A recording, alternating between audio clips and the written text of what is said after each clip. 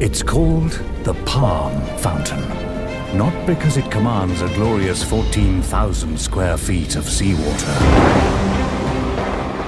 not because it stands tall at 105 meters, not because it comes alive with 3,000 LEDs and songs from every corner of the globe, but because it has its sights set on showing the world that nothing keeps the Palm and its people from always looking up. It's called the Palm Fountain because it represents us at our most inspiring, our most daring, and our most resilient. Join us as we aim for the sky. Join us as we try to break the official Guinness World Record for the world's largest fountain. The Palm Fountain at the Point, Palm Jumeirah.